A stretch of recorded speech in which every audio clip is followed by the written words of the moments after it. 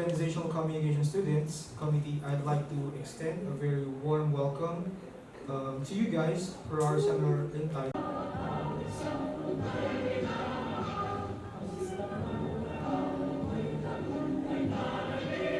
Thank you, Amen. Are you guys aware of it? Just a quick question. Okay, diba? So it's a good thing that you're doing. Alright, guys, good afternoon, everyone. Good afternoon, my fellow AD Communication students who attended. We truly appreciate. So, it's my pleasure to be the moderator for this afternoon seminar. By the way, my name is Michael Angelo Panga, your MC for today. And on behalf of the Organizational Communication Students Committee, I'd like to extend a very warm welcome to you guys for our seminar entitled Community Extension Services Office Awareness Seminar with the topic of social orientation and importance of volunteerism.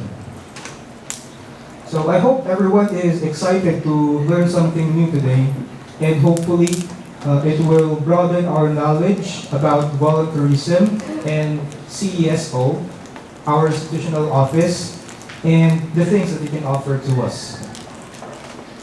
Now, may I request everyone to please rise for the singing of the Philippine National Anthem.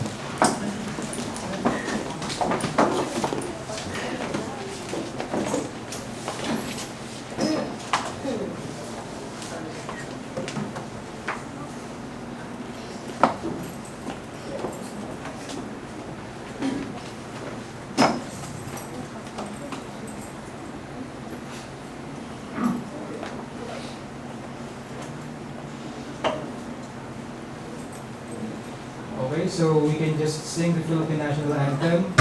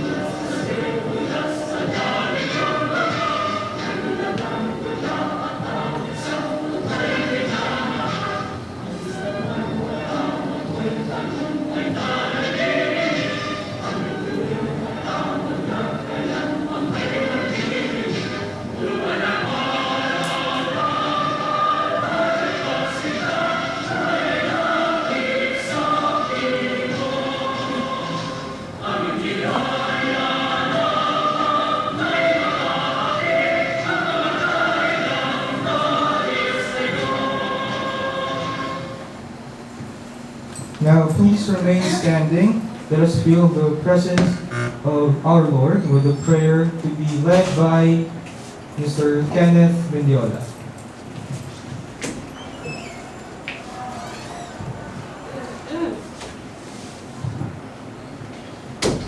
Let's bow our heads for the Lord, salamat po sa araw na ito, and thank you po na umalis na po si Bagyong Tisoy, and okay na po lahat ng mga salantang places, mga nasalantang lugar po sa Pilipinas.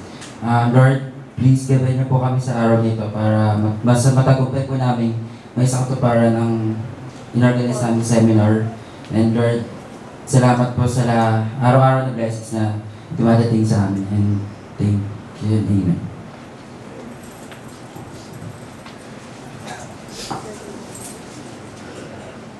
Alright, everyone, you may now have a seat. Thank you. Now, this seminar is made possible by the working hands of the whole team, the whole committee, which was supervised and headed by our overall chairman, Mr. First, Daniel Lin. So to formally begin the seminar, I'd like to call him on stage to also introduce our guest speaker. Let's give him a round of applause.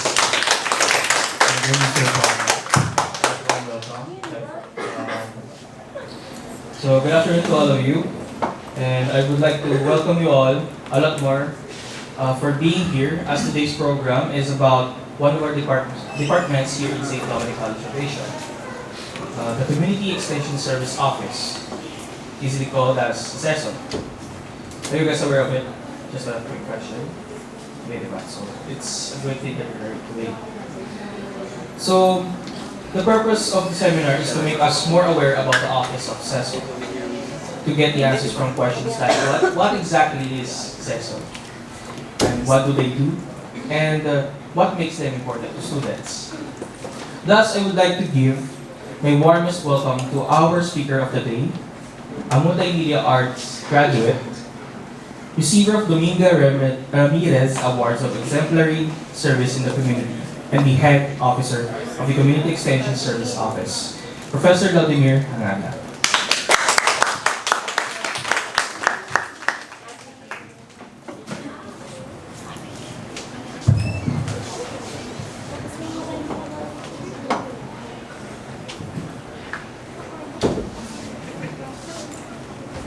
Hello guys, so before we start, good afternoon muna. Kumain na ba tayo? So, for today, this is more like an orientation program for you. Pero, I will be discussing to you siguro some points to remember and some points that you have to know when conducting a community service activity, and how do we conduct or how do we identify activities that fit the community or our target communities. Kasi, basically, our projects are not dole-out projects. Kasi pag sinabi mong dole-out, yung mga biglang sumusulpot na lang sa tabi-tabi. Na, ay sir, gusto ko po mag-conduct ng gift giving. Gusto ko po magpakain ng mga bata.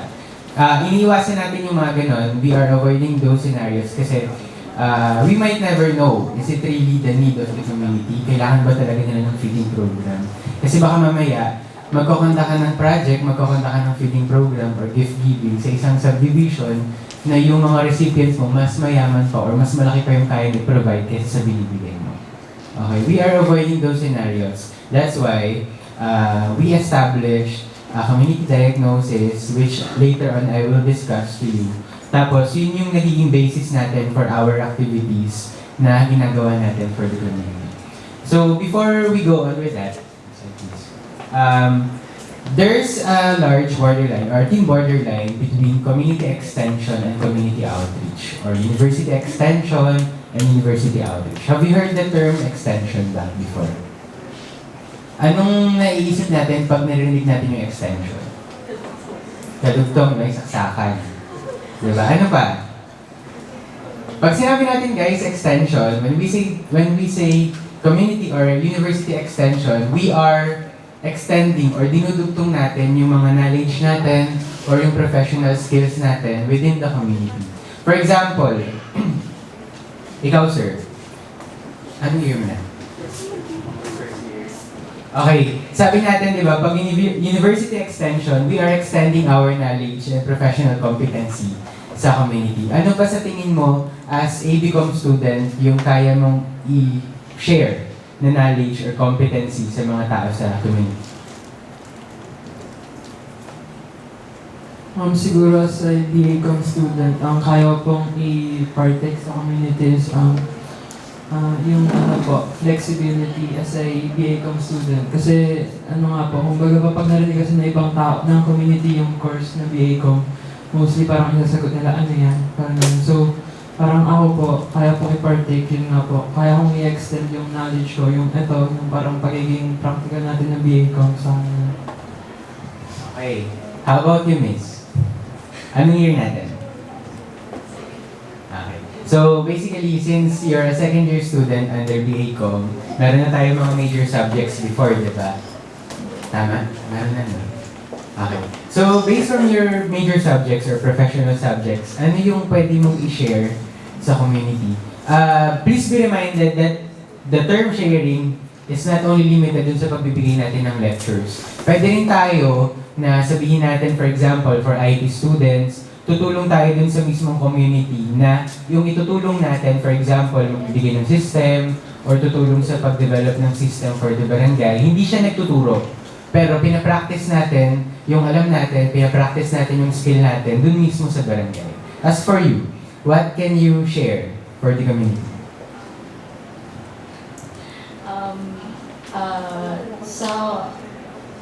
Major subject ko po,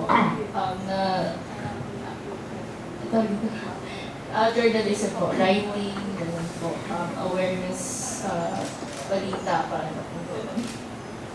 Okay, most likely, it falls under extension yung mga awareness programs, mga lectures, depende sa atin. Sa atin kasi nasanay tayo here in Dominic na pharmacy, BS Pharmacy, magbibigay ka ng lecture about alternative medicine or mga vaccination. Pag nursing, magbibigay ng lecture about good hygiene or proper hygiene skills, mga ganon. Pero, sometimes, meron rin namang mga programs na ang binibigay nilang projects, mismong pinapractice nila yung natututunan nila sa school. For example, it's possible that si Multimedia Arts, pwede siyang gumawa ng mga signages that's part of community engagement, community extension. Mga signages within the community. For example, may tindahan si Aling Bebang, walang signage yung tindahan ni Aling Bebang, pwede siya gawa ng mga MMA students, mga ganon. As long as you are extending your professional skills within the community, walang limit dun sa pwede nating gawin or pwede nating itulong. On the other hand, when we say community outreach naman or university outreach, it's an activity, although community service din siya, pero ang ina-address lang natin dito, mga immediate needs ng community. Yung kunyari, kailangan nila na maraming nasalanta sa bagyo, tamang-tama. Dun sa recent na bagyo natin, maraming nasalanta. So gusto nyo, kailangan kasi nila ng mga damit, kailangan nila ng pagkain. So pwede tayo mag-provide ng mga donations para sa kanila. That's what we call outreach. Sometimes, we define outreach as making available services sa isang community na hindi nag-e-exist yun.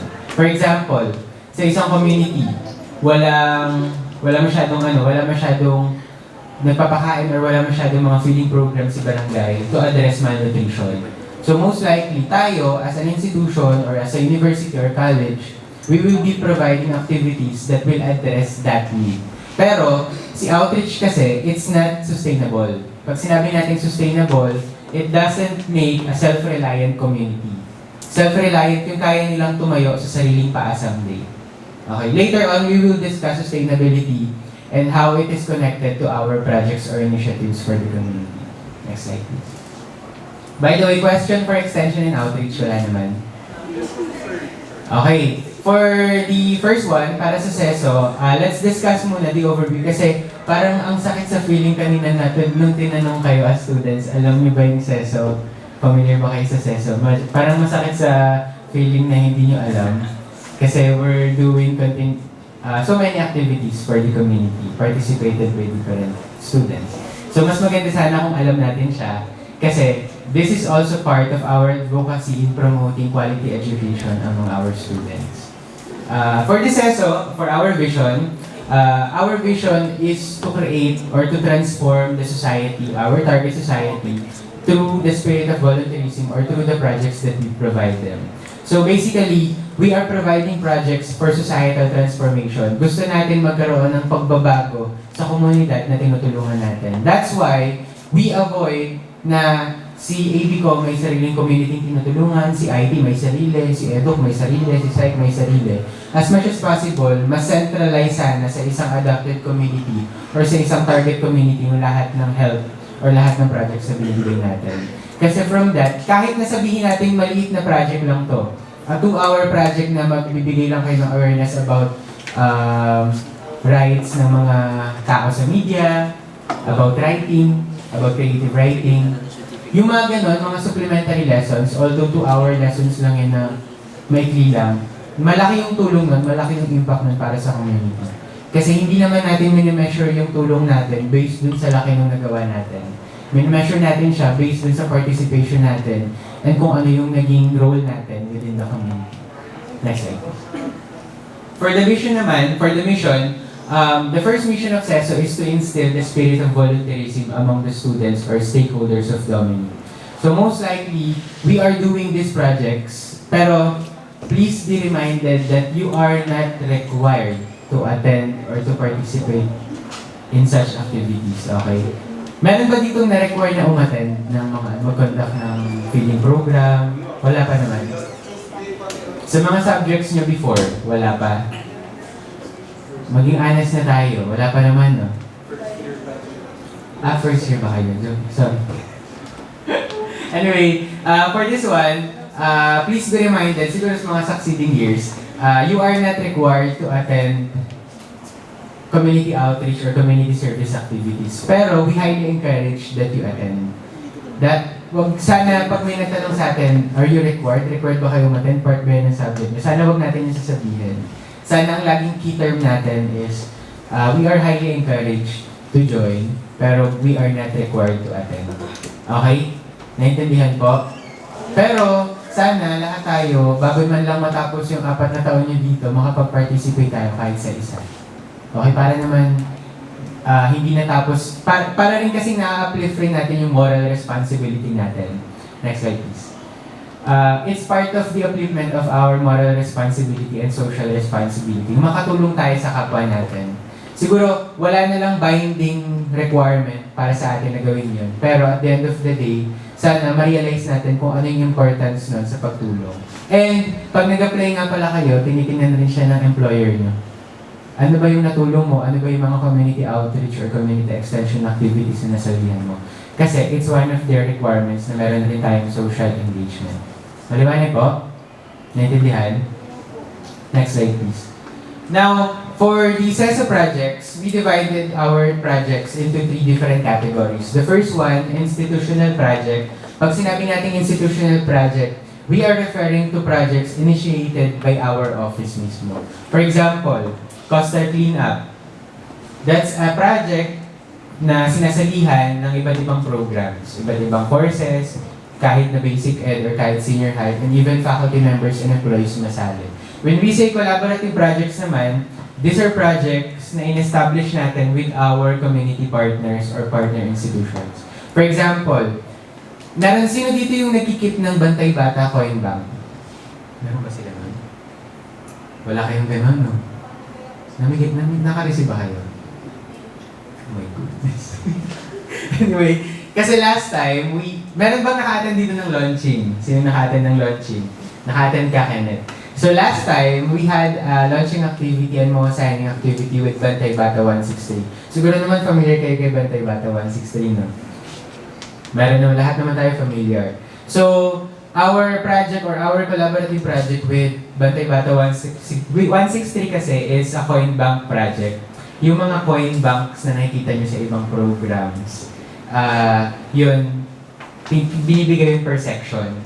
And hindi naman siya required mapuno, pero at the end of the cycle, every 3 months, kinokollect namin siya. Siguro, papadala namin kayo after this cycle. Kasi 1 month lang yung naging cycle. Kasi medyo naging rush yung partnership. By January, bibigyan namin kayo for sure. Okay po? Willing naman tayo mag-participate, di ba? Hindi nyo naman siya kailangan mapuno. Ang kailangan nyo lang, mag-keep nun. Kung gusto nyo maglagay, thank you. Kung ayaw nyo maglagay, thank you pa din. Okay? Next one of our partners then is Bacoor Alliance sa Pinagbuklod. Bacoor Alliance sa Pinagbuklod is one of the biggest non-government organizations here in Bacoor. Bakit siya tinawag na Bacoor Alliance sa Pinagbuklod? Kasi yung mga maliliit na non-government organizations, nagsama-sama sila to form a bigger organization. So, we are in partnership with them dun sa pre-kindergarten school na project natin sa community. Next one is program-based projects. Pag sinabi naman natin program-based, ito yung mga projects na ginagawa nyo. As ABCOM, ginagawa ng EDUC, ginagawa ng mga psychology na aligned sa course nila. For example, si psychology, meron silang mental health awareness. Si EDUC, meron silang reading literacy. We discourage na maggagawa kayo ng projects na hindi naman related sa field nyo. For example, si ABCOM, Magulat na lang kami, baka mag-medical mission kayo. Hindi naman yung related sa course nyo. Okay lang na mag-conduct, okay lang na sumali, pero mas maganda sana kung related sa atin or aligned sa professional competency natin yung ginagawa natin. Naintindihan po? Next slide please. For the some of the samples ng initiatives namin for institutional activities, first one is coastal cleanup. By the way, were you informed na magkakaroon kayo ng coastal cleanup? Di ba dapat nung last Saturday or nung 23, kaya may 23. Nakasali ka na, no?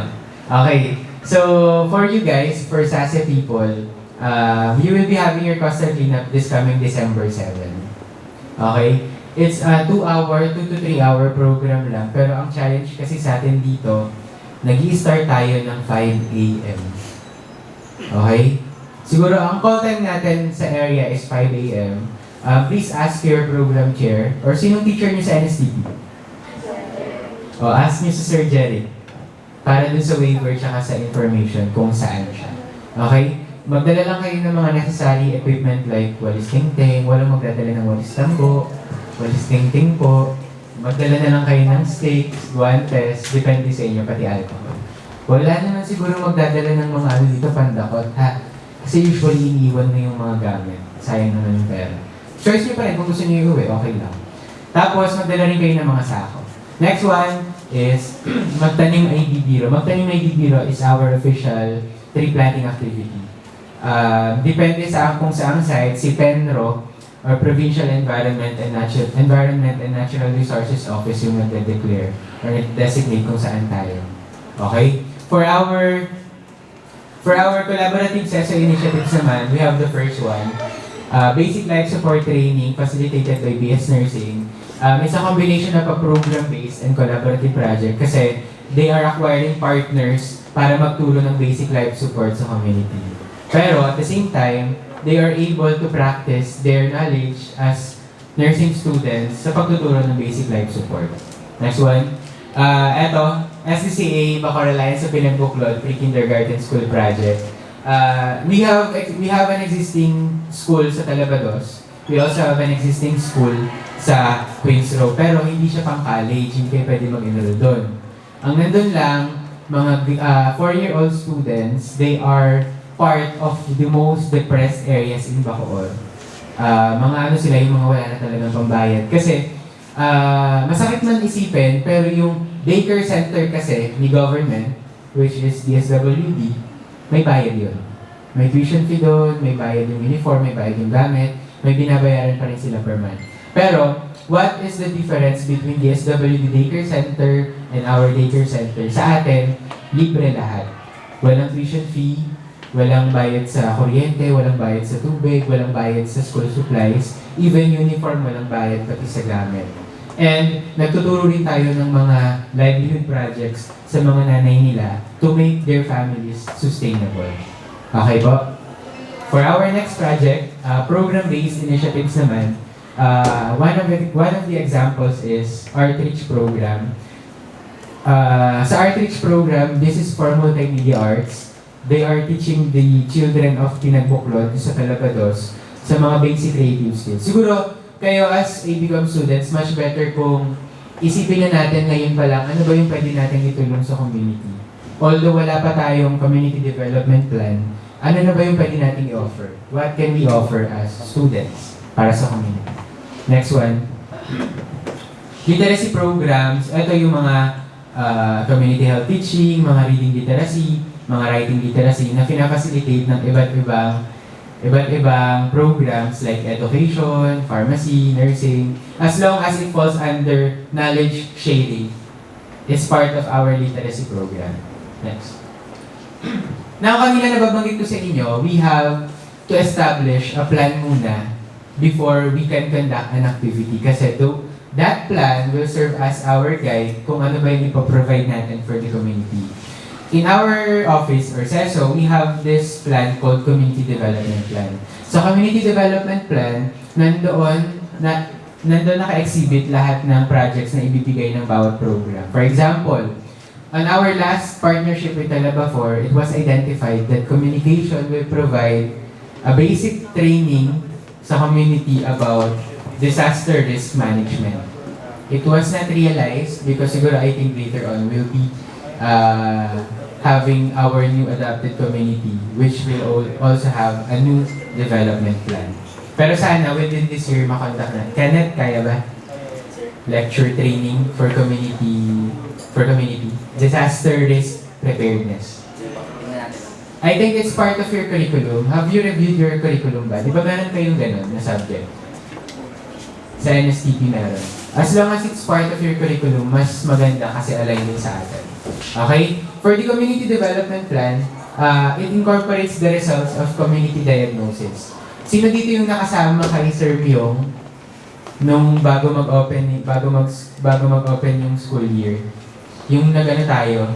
Nag-ano kayo? Census? Sino? Taas kamay. Nakasama kayo? Mahirap? Mahirap, diba?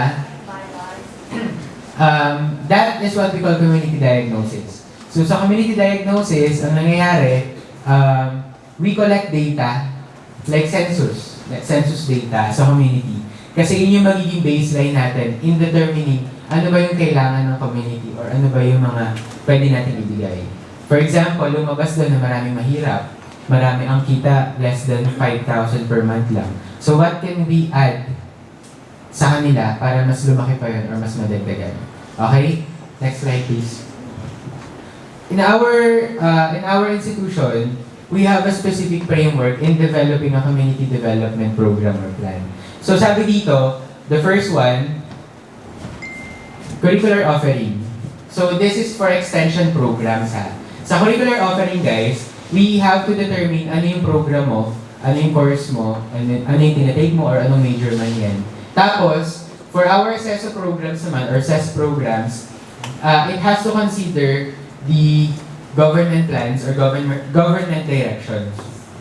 Next one, it also needs to consider the directions or the plans of the office, the Community Extension Services Office, as well as the results of the community diagnosis or community needs assessment. Yung programs na yun ngayon yung ibibigay natin for the community, followed by a continuous evaluation para ma-attain natin yung Sustainable Development Goals ng United Nations. You're familiar with the 17 UN Goals, SDG? Narinig nyo na? Hindi pa? Saya, no? Okay. Next one. Sige, next slide. So, for the 17 Sustainable Goals, ito yung sinet ni UN na parang achievable goals around 2030 na sana ma-reach ng lahat ng UN members. First one, kunyari, no poverty. Kailangan yung mga bansang member ng UN, kailangan zero poverty sila or at least may minimal rate ng poverty. As well as the others, for example, zero hunger, quality education, gender equality. Mas maganda sana kung yung projects natin magpo-fall under these goals, tapos align pa rin sa program natin. For example, program na ganito, pwedeng mag-offer ng awareness program about gender equality, pero kailangan related pa rin sa program nila. Ganon. Kunyari, si EDUC. Best example si EDUC palagi eh. Si EDUC, they can provide literacy programs, reading literacy programs sa community. It answers SDG number 4, which is quality education, and also it answers their extension needs kasi related siya sa program nila. Naintindihan po? Nakuha niya idea? Siguro, may activity tayo later, kahit short activity lang. Tapos, siguro from that, I'll give you a scenario, I'll give you a situation. It's one of the most recent cases or findings sa survey about Philippines. Tapos, as they become students, ano yung pwede niyong ibigay or ano yung pwede niyong itulong. Okay? Next slide please. When it comes to formulation of CDP or CDP, Community Development Plan, there are many factors or there are 4 factors to consider. The first one, presence of all parties involved. Sabi natin, tayo merong CDP. Pero paano natin siya binuo? Meron ba ditong nakasama kay Ma'am San Diego sa Talaga 4? Wala. So, last June, we formulated a CDP for Talaga 4. Pero, kailangan hindi pwede mag-formulate ng CDP na ikaw lang mag-isip mag-isa. Ito yung diagnosis. Ano kaya yung pwede namin gawin? Si ABCOM ganito gagawin. Si EDUC ganito gagawin. Kailangan lahat ng parties are well represented. So, dun sa CDP or dun sa planning na yon, we had a representative from SASE, meron kaming representative from IT or from SBCS, from SIHTM, from SHSP, as well as employees, alumni, and also members of the community, pati yung mga leaders ng community. Ganon siya kailangan well-represented. Ang ina-address lang natin dito, mga immediate needs ng community. Yung kunyari, kailangan nila na maraming na silang taas sa Baguio, tamang tower sa MOA. Someday, kailangan after 3 years, yung mga ginagawa natin or mga naibigay natin project sa kanila, maitutuloy nila. Community, halimbawa food nila, kaya tayo nagko-conduct ng feeding program kasi to sustain their food. Okay. Mga bata, tapos tuturuan mo sila, tapos makarry nila yung knowledge na yun. Tapos, matutunan. Tourism. So I hope everyone is excited to learn something new today, and hopefully it will. More than 2,000 beneficiaries. Next slide, please. If you have concerns about community service activities or you want to propose a project for the community, don't hesitate to contact us. For this semester only yung 1 to kasi is for the whole academic year. Pero for this semester, meron na tayong 2,500 number of volunteers. And we are expecting 3,000 set for before mag-end yung second semester. To hand over the certificate of appreciation to our guest speaker, Mr. Lodimer King-Gada.